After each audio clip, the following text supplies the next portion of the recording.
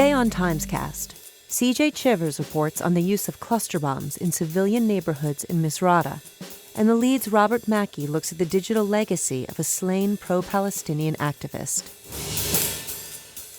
This is CJ Chivers reporting from Misrata, Libya. The military forces in Misrata were fighting for Colonel Muammar el-Qaddafi, have been firing into the city with a range of heavy weapons, some of which are indiscriminate. These include ground-to-ground rockets that are landing in civilian neighborhoods. And for the first time, we've identified that they're also using cluster munitions.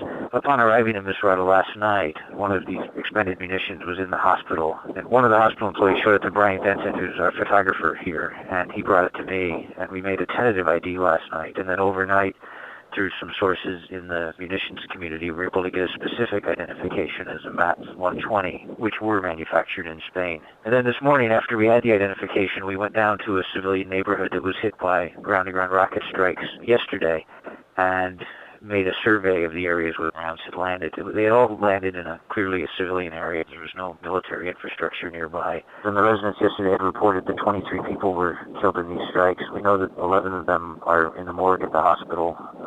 We were able to find 8 more today when some of the local people took us to the graves of 8 people who were killed while standing at a bread line. Cluster bombs, when fired into civilian areas like this, are a fundamentally indiscriminate weapon. There is a convention on cluster munitions that more than 100 countries have signed, essentially a treaty vowing not to use these types of weapons, and many countries have destroyed their existing stocks. Libya is not one of the signatories of that treaty, nor is the United States, which has used cluster munitions in both Afghanistan and Iraq. In this case, the weapons are particularly worrisome because they're being used in neighborhoods that are essentially surrounded by Qaddafi troops, and civilians don't have any real means of escaping.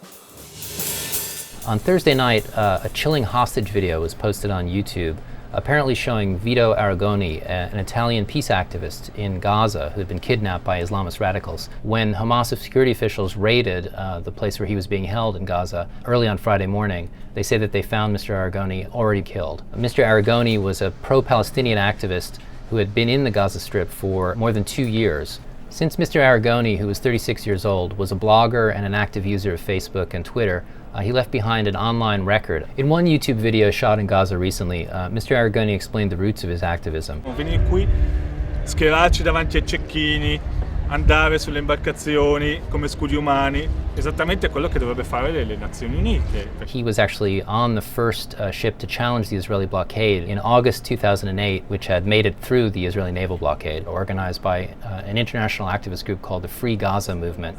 The same group was involved in the flotilla that was stopped last year and is planning to be part of another effort to break the Israeli naval blockade of Gaza this summer. Mr. Arrigoni's death at the hands of Islamist radicals in Gaza illustrates just how complex the situation has become for international activists who hope to bring peace to the region.